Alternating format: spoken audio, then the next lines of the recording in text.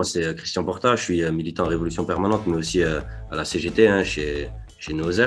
Le mouvement, la situation du mouvement, elle est comme au niveau national, quoi. Ça fait à peu près un mois que chez nous à Metz, on a aussi des manifestations qui sont contre le pass sanitaire et contre la politique autoritaire justement du gouvernement. Voilà, après avec un mouvement qui est un peu hétérogène. Donc déjà, il est un peu composé aussi pas mal de travailleurs et travailleurs, mais aussi de ce qu'on peut appeler aussi cette petite bourgeoisie, quoi. On va voir, soit des indépendants ou des cadres sup et des cadres sup, etc., qui sont présents dans le mouvement.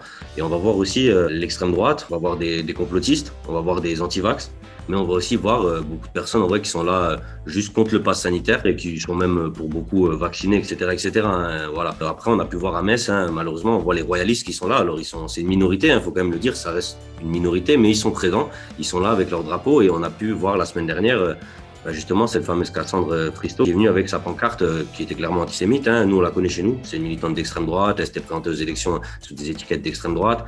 C'est une royaliste, elle était venue sur les ronds-points, sur le rond-point notamment de Saint-Avold où on l'avait fait partir. C'est des personnes qui tenaient des propos homophobes, qui tenaient des propos clairement racistes, etc. Vraiment, voilà quoi, des royalistes. Et maintenant, c'est comment on fait pour intervenir dans les prochaines manifestations pour éviter que justement, on ne retienne que ces royalistes ou ces pancartes antisémites, et comment on fait pour dénoncer ça aussi. Nous, l'idée qu'on a eue derrière ça, c'était de se réunir en termes de pôle. Ça veut dire un peu de réunir tout ce qui était un peu sur la gauche à Metz. Donc ça allait de certains mouvements anarchistes, sections du NPA comme par exemple AER. Puis après aussi, ce qu'il y a des mouvements, c'est un peu autonome, et on allait discuter ensemble sur comment on apporte une riposte, comment on fait en sorte que la rue ne soit pas à l'extrême droite.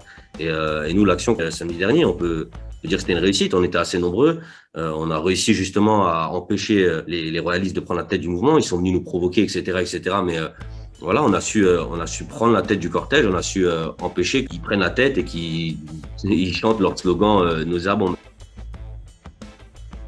La dernière fois, c'était samedi dernier, c'était d'intervenir sur un mot d'ordre clair, c'était de dire voilà, on est contre le pass sanitaire, on est contre l'extrême droite, on est contre aussi les réformes antisociales que le gouvernement veut mettre en place. Il ne faut pas oublier qu'il veut mettre en place quand même la réforme des retraites et de l'assurance chômage. Mais voilà, nous, c'était sur les mots d'ordre là qu'on a appelé, et c'était aussi parce que, évidemment, par exemple, nous, pour Révolution Permanente, nous, on est pour une vaccination, pour une campagne de vaccination pédagogique. On n'est pas anti-vaccin, même si on peut comprendre qu'il y a des gens qui sont anti-vaccins. Justement, nous, on est prêt à discuter. Moi, je le fais déjà à l'usine, clairement, à l'usine.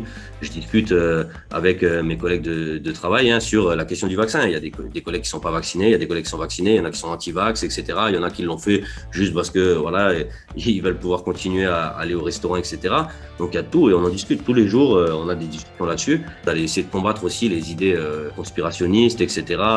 Les vidéos YouTube qu'on peut voir qui racontent n'importe quoi, etc. C'est de discuter de cette question. Nous, on le fait déjà à l'usine. On combat et l'extrême droite et justement ces délires complotistes. Je pense qu'il faut le faire aussi dans les manifs. Après, on est aussi pour la levée des brevets parce qu'il faut évidemment aussi penser que dans certains pays, ils n'ont même pas accès aux brevets et qu'ils auront, voilà, dans certains pays, ils n'en ont pas du tout ou très peu et ils vont avoir par rapport à ce que les pays impérialistes vont leur laisser. Il y a des pancartes, on a pu voir certaines pancartes où ils disaient une troisième dose dans les pays riches et zéro dose dans les pays pauvres.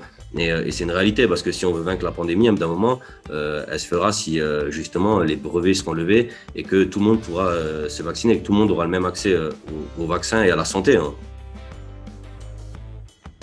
Le mouvement, comme je disais, il est composé majoritairement de travailleurs et de travailleurs, même s'il y a cette petite bourgeoisie qui est présente, mais voilà, mais après, avec les travailleurs et travailleurs présents, avec leurs contradictions, on ne va pas se mentir, il y a beaucoup de personnes qui sont quand même méfiantes vis-à-vis de la vaccination, etc. Et nous, c'est le combat qu'on mène, que ce soit dans les usines, dans ces manifestations, c'est aussi de discuter de cette question-là, de la vaccination, etc. Si le mouvement ouvrier, il n'intervient pas, moi je disais, nous on a fait des petites tentatives déjà avec les moyens qu'on a, c'est d'intervenir dans les mobilisations Et à Metz, nous, ce qu'on a fait, à essayer de chasser l'extrême droite, mais avec les camarades justement de la CGT, de la France Insoumise, des anarchistes, etc. C'était de chasser l'extrême droite. Mais après, on a vu l'initiative à Paris aussi, par exemple, qui était de faire une contre-manif face à celle de Philippot et de dire on ne marche pas derrière Philippot, où on a pu voir à Nantes ou à Montpellier aussi des tentatives de chasser l'extrême droite. Mais c'est avec nos petits moyens. C'est voilà, on peut pas, voilà, on appelle les camarades à faire pareil, hein, mais si les directions du mouvement ouvrier, eux, n'interviennent pas et n'appellent pas à rentrer dans la mobilisation sur des mots d'ordre qui sont clairs, hein, pour chasser l'extrême droite, hein, il faut vraiment des mots d'ordre clairs qui vont être justement, certes qu'on est contre le pass sanitaire, qu'on est contre l'extrême droite, mais qu'on est contre les réformes antisociales qui viennent, mais aussi il faut être clair, il faut être pour la vaccination, mais avoir une campagne de vaccination qui soit pédagogique et non pas comme elle est faite là par le gouvernement en mettant son pass sanitaire. Il faut aussi parler de la levée des brevets et aussi réclamer plus de moyens pour la santé. Ça, c'est aussi important. On l'a vu par exemple au CHU de Nancy où il y a eu des embauches, mais c'est des embauches de vigiles. C'est-à-dire qu'on ne prend pas du personnel de santé, mais on va embaucher des vigiles. Et si maintenant les directions syndicales, elles, et les organisations du mouvement ouvrier ne rentrent pas dans la bataille avec ce mot d'ordre clair, hein, qui est parce qu'il va falloir qu'on prépare les prochaines mobilisations. Hein. Il y a la mobilisation là sur le pass sanitaire, mais je l'ai dit avant, il y a les mobilisations contre la réforme des retraites et l'assurance chômage qui va venir.